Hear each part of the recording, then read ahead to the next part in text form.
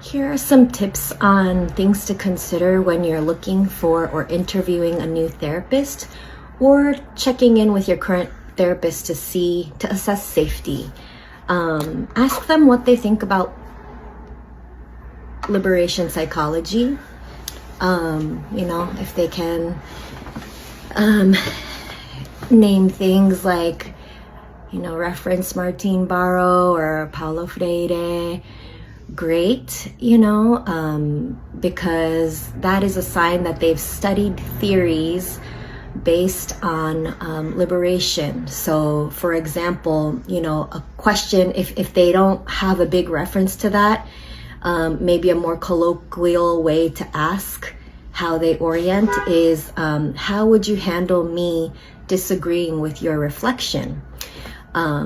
Because in liberation psychology, the understanding is if a client, disagrees or says no, that's a great sign of a person exercising their own authority to speak on behalf of their own narrative.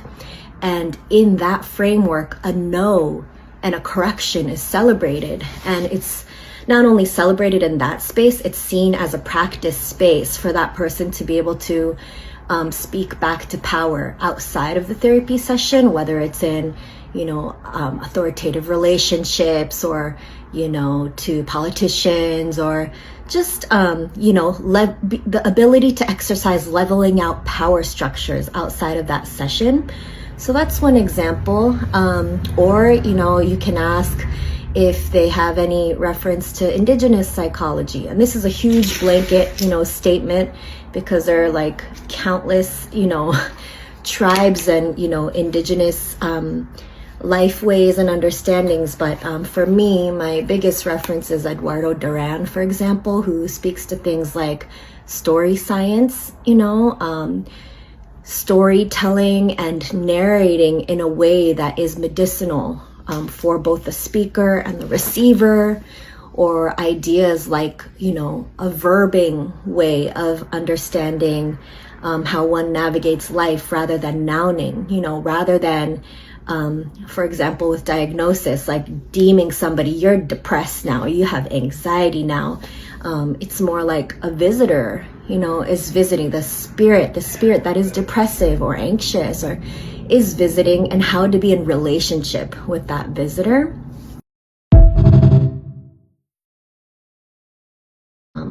Black psychology, the farthest back is it goes much farther back actually, because I believe in Kemetic, times. I spoke about this in my thesis. The Ebers Papyrus is like one of the oldest, manuals that for thousands of years predates the DSM, the diagnostic manual that psychotherapists use. But, those texts have all kinds of patternings, and plant medicines and behavioral things, incantations that can support, any ailments that, with a certain patterning can be susceptible to for protection and just like, living life in a more easeful way.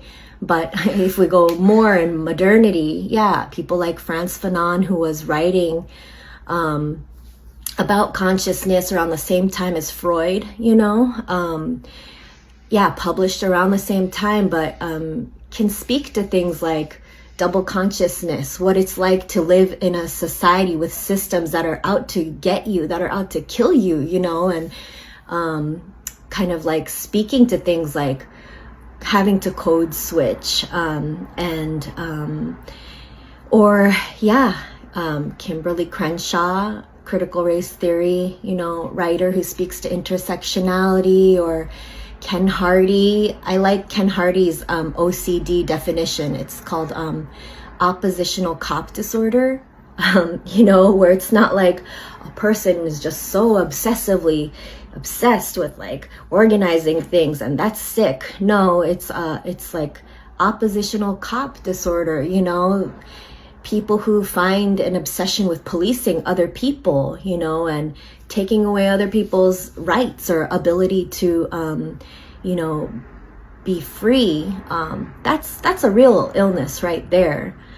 Who else? Yeah, you can ask a therapist how they feel about abolitionism, you know, and they could reference people like Resmaa Menakem, who coined the term somatic abolition, you know, and how to engage the body in the process of, you know, decarcerating ourselves, our relationships.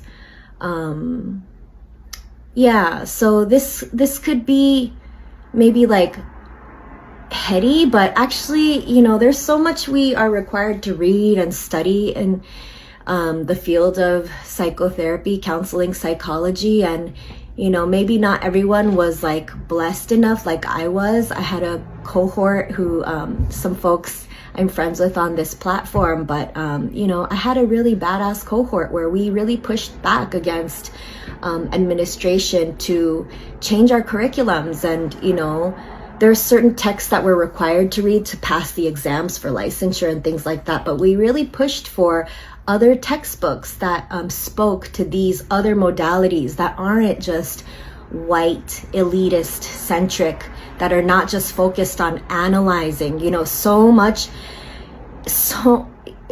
here's the simplest way to assess for safety when you're interviewing a therapist is like, what do you hope to achieve as a therapist working with me, you know? Because if the person's goal is to analyze you and use you as a case study in some speaking event they're doing so that they can like verbally masturbate in front of people and be deemed like so smart and accomplished, then they're just using you, you know, and you're paying them to help you.